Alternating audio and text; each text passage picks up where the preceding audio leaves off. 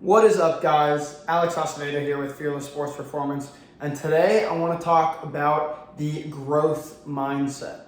And so our topic for today is curiosity drives growth. And I think this is super important because without curiosity, you never have this tendency to want to learn. The other day, I kind of was thinking through a lot of the things that helped me throughout my career and how I ended up where I am today and how I kind of fell in love with the things I'm passionate about and really have learned about and educated myself about and continuing to learn more about. And I really kind of thought back to a lot of the times that I was just really curious and kind of acted on that curiosity. And so I want to kind of talk to you today about the importance of that and some steps you can take to kind of act on that curiosity. So curiosity is super important. Find something you're curious about. If you're finding that there's not something that keeps you up at night, that you're constantly asking questions, that you're constantly curious about why this, why that, how does this work, how can I improve here, then you may not be either looking at what you're doing the right way, or you might not doing the right thing. You might not be doing the right thing. So you want to find something you're extremely curious about because that's going to drive your growth in whatever it is that you're doing. That's going to drive your passion to continue succeeding, continue excelling, and striving for the goals that you've put for yourself. Now, some steps that you can take for curiosity to kind of act on that curiosity is just as simple as ask questions all the time. Whenever you have an opportunity. I think back to my baseball career in high school and in college, and without even kind of thinking, without even consciously thinking about, what exactly I was trying to do or what I was doing, I always found myself asking other guys questions. Why do you feel this? Why do you do this? What are you feeling here? What are you thinking about when you're doing this?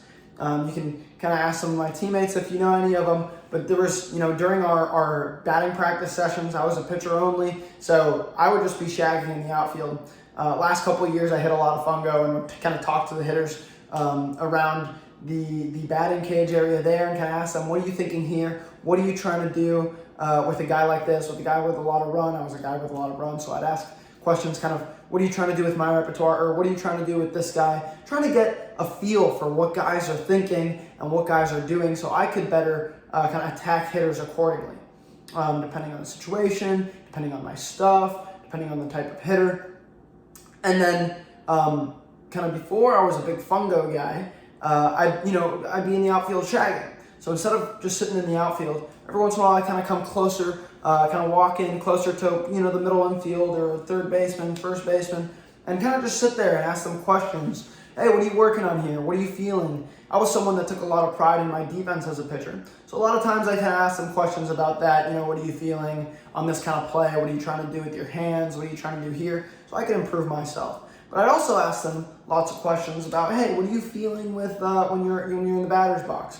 What makes you feel comfortable? What makes you feel uncomfortable? Sometimes I ask questions about training. Hey, what are you working on? What are you trying to do in the weight room lately? Like, what are you working on here? Trying to just learn different perspectives of what people are trying to do, what people are thinking, what they're working on. I'd ask a lot of my pitchers, hey, what are you trying to do with this pitch? What's your grip for that? I'd constantly be asking, even if there was a pitch that I felt like I was really good at and didn't need much help with, I would constantly be asking, hey, how do you throw that? What's your grip for that? What are you thinking? Because, you could always tweak something. You might find something that resonates, that helps you, and all of a sudden now it's an even better pitch. Or a pitch that I'm working on, or a pitch that I don't even have. Let's say, I didn't throw a changeup until the last 2 months of my career. And just constantly asking us, hey, how do you throw that? How do you throw this? How do you throw that? And then one day we got into our indoor facility, mid to late season, my last season of my career, and our pitching coach tells me, hey, today we got to work on changeups. You need to change it. That's going to help your repertoire as we get deeper into the playoffs. And I was like, man, all right, let's work on it. And we sat there, and I was able to think back to all these conversations that I had, kind of picking and pulling little things from each guy that I talked to. And all of a sudden, by the end of the session, my changeup was my best pitch. And for the last 2 months of my career, my last few outings, my changeup was the best pitch in my repertoire. And I was there throw in it. If you go back and look at some of the clips from my last outing, the best pitches I threw in that whole outing were the changeups, and I got a bunch of Ks on the changeup. It was the pitch I was most comfortable with. So I was able to kind of pick and pull from all these conversations I had in which I never thought I would really actually need that information, but it was good for me to have it. And now I have all these conversations that I'm able to take from other people, and it's not just my experiences, but the experiences of all these people that I've kind of had experience with, that I've been around, talked to, and I'm able to share that with you guys and kind of apply it where I have this big repertoire and this big library of information that I can pick and pull from, and I'm continuing to learn. And so curiosity really drives that growth. Wanting to learn comes from curiosity, and you're typically not going to find yourself really pushing to ask these questions without that curiosity. It kind of comes naturally, comes organically. And if you find that you're really, really pushing to ask questions, of course that's good, but a lot of times that's really hard to maintain and really hard to push. So find something you're curious in. Find things that you're curious in with the thing that you're passionate about, and really try to learn about those things. And eventually you'll find yourself just constantly asking questions. And that growth mindset, that constant learner mindset is huge when you're trying to master a skill, when you're trying to push towards excellence, when you're trying to build something for yourself. That curiosity is super important. So I really encourage you to constantly be asking questions, constantly be learning, constantly be trying to figure out, why this, why that. The question why is one of the most important questions that you can ask.